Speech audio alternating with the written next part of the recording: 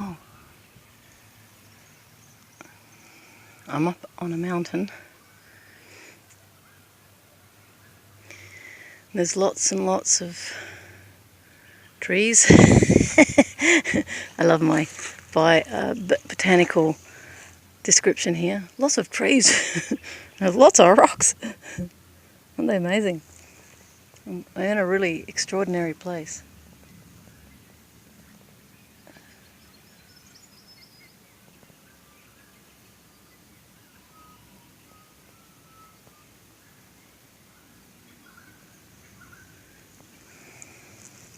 I've been sitting up here thinking about children and technology, and I'm actually thinking about their development being stunted through putting them on iPads, and I'm wondering about parents that allow it. I've seen 2 and 3 year olds been on iPads, and it's actually very concerning. And as I was climbing the rocks here, thinking about how kids are so fearful because they'll be in the cyber world, you see. It's nothing like climbing a mountain to overcome fear and get a better footing, to listen to the birds, to look at the flowers. Look at that. To challenge yourself and to be in nature where you're making all the choices, instead of playing a game to escape reality. I'm just so amazed that our world is allowing it. How ignorant we are. Children have to learn to play outside and fall over and have conflict and learn how to resolve it, learn how to communicate with one another, talk, have a conversation. But what we're teaching them is to hide in their computers and ignore the world. And what it does, this is something I've really realised lately, those natural abilities of empathy where we feel sensitive towards others, this disappears.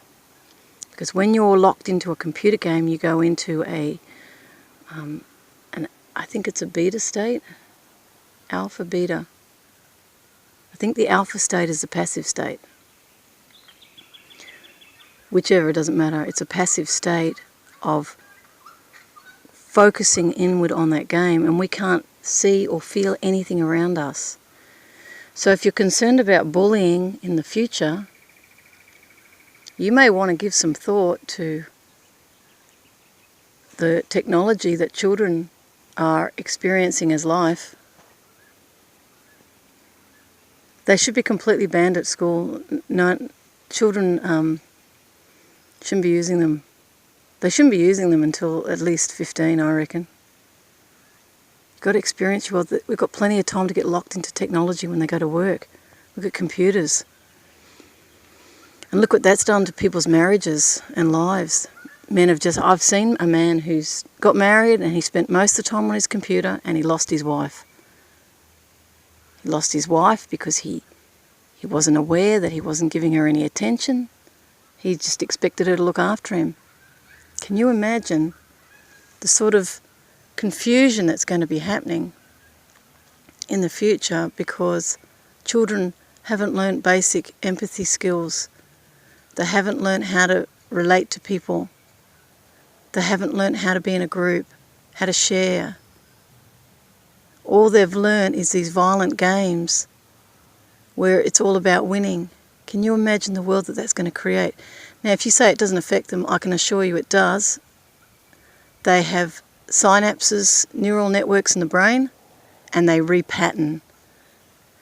So whatever you put in front of yourself, whatever experiences you choose to have, it rewires the brain.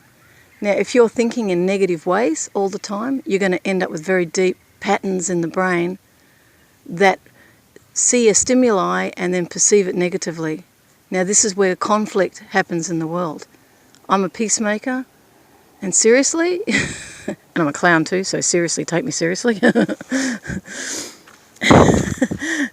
If you want peace in the world, in reality, you have to model it in everything children do.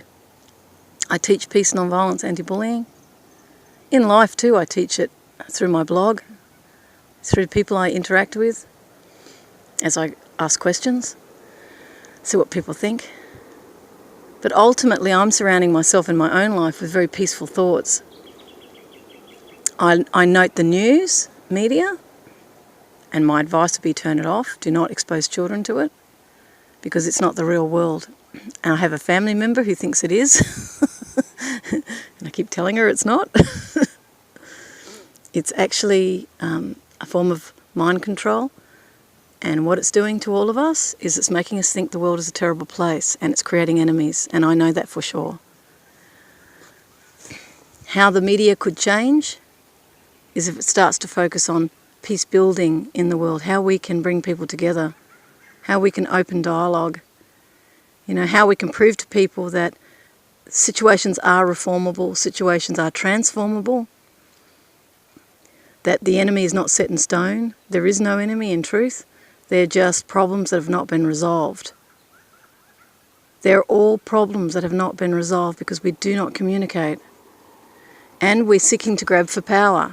I do a game, which I've done with kids, where I have a newspaper and I have the kids in circles and have a piece of newspaper, which is kind of good because it's media, in the centre.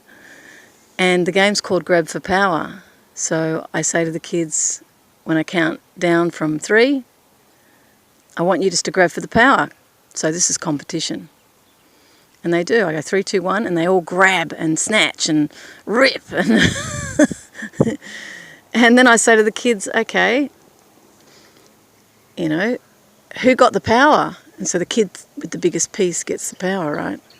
Some have little fragments of the paper, of power, and I ask them how they all feel. And of course, the kids feel, oh, I didn't get the power, and that person was faster, they're better than me. Competition creates that, of course, which we think is great for children, but it's not. We're not here to compete. We can reach to our highest potential without competition. I've been doing it all my life, and I've not had to defeat anyone. And it's been a competition with myself, actually, to say to myself that I have no limits. It's all about reframing how we see life. It takes courage. Overcoming fear is a great thing to do. You don't need to use other people to make yourself feel like you've got power. And that's what we do with conflict and fighting, is someone's trying to take power from someone else because they feel powerless. You would never grab for power unless you felt you didn't have it. So if we teach empowerment while they're young, we can do great things for children. The world they're moving into right now, they can see the anxiety on their parents' faces around current conflicts, and everybody's going, oh, it's all over, it's finished. Well, it's not. It's not over and finished. It's a problem to be solved. And at what point do we in society actually start to question the world we're in? And is this bringing happiness? Because ultimately, the economic system was actually designed for happiness. Just showing you some rocks up here. How incredible is that? All natural.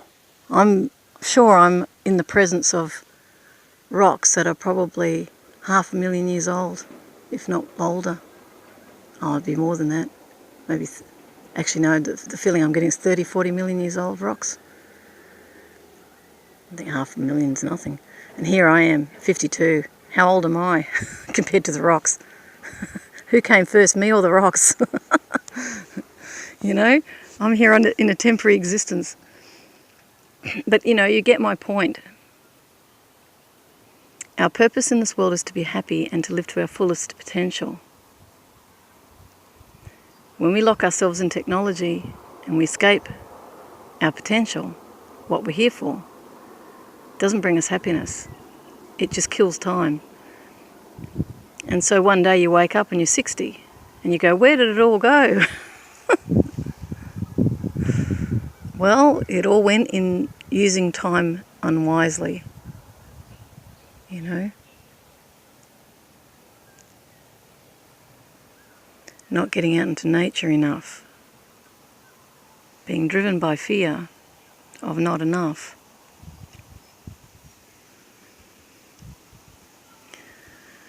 And that's what causes our sorrow.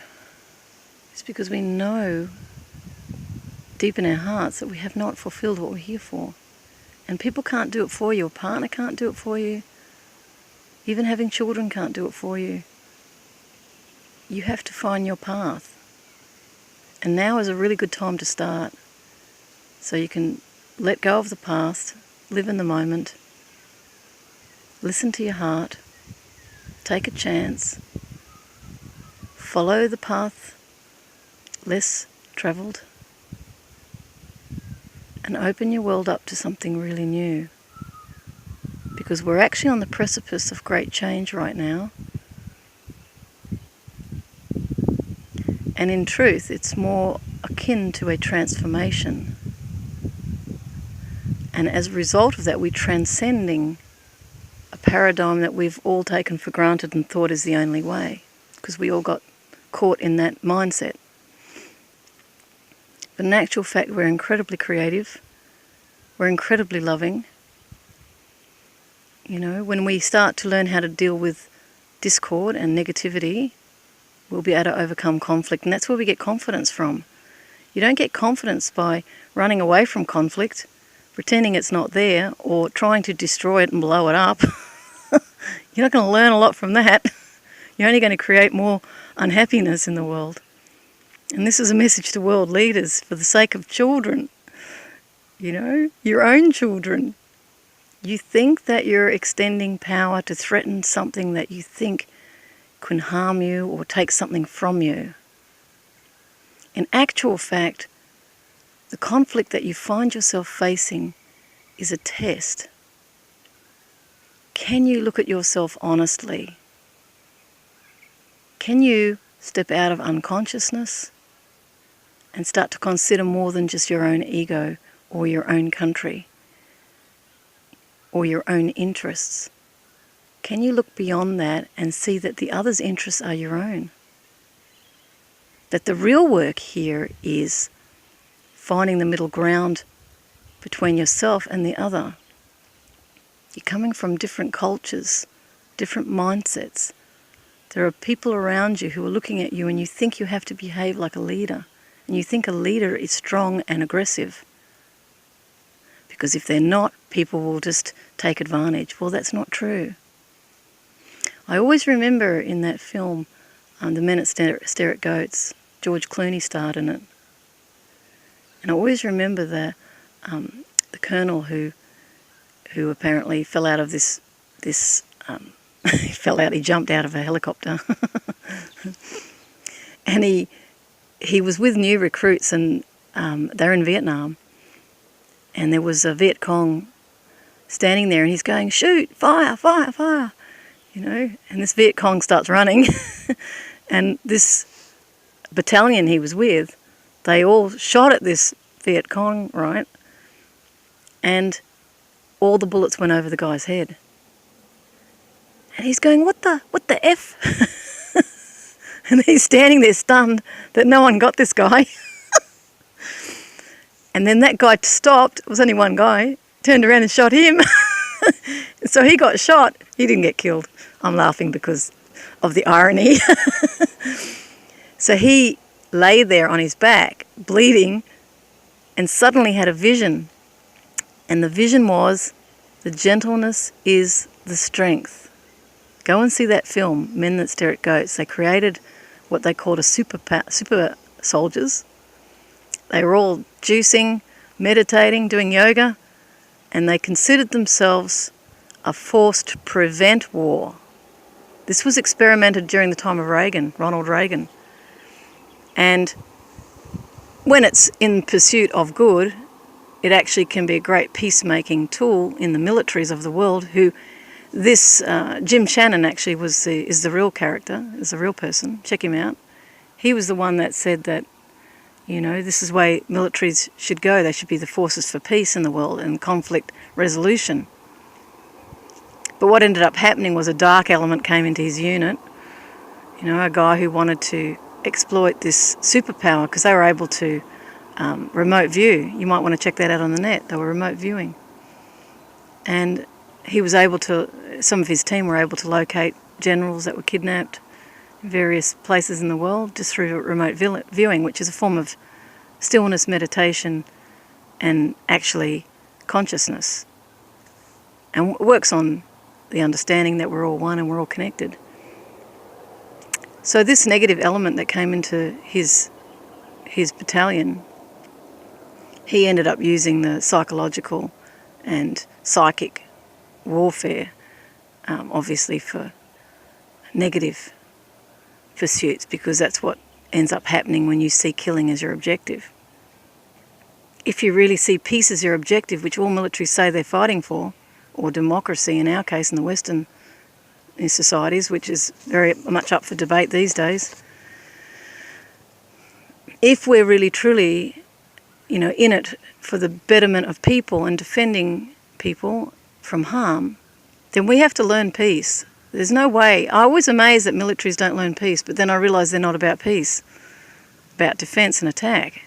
And that defence and attack from a conflict resolution point of view is the ego that's frightened and wants to defend itself. Now, rather than continuing on with an activity that's become empowered by, trillions of dollars spent on military worldwide, instead of putting resources into defending and frightening people, we need to start to de-escalate the fear on the planet. We need to get to know people in other cultures. Scott Ritter was a senior weapons inspector in Iraq. He actually said that. He said that we don't understand the other cultures that we go in and invade. When we're in conflict with them, we know nothing about them. And we're seeing the same with the Islam. And, has anyone actually sat down with them and had a cup of tea? Actually, maybe some Muslim women, get a few women together, get them talking, learn about the other, but not as a means of counter-terrorism, but as a means of understanding. This is what peace building does. It changes the way you think. So going full circle back to children and technology, many of these technologies have actually come out of the military as simulations for training in violence. These questions have to be asked. Why are we putting children in front of violence? And then wondering why the world is becoming more violent and disassociative. Those in the military have to answer these questions too. It's not about recruiting more soldiers or making it palatable to become a soldier because they're worried about recruits. It's about the ultimate objective of actually creating world peace. And if somebody's causing harm, obviously we need to prevent that. Violence should be the last decision, not the first. Manhood is not about aggression. Manhood is far, far more wonderful, far, far more, exciting than violence. So I'll leave you on that note. May we reconnect back with who we truly are. Much love. Bye.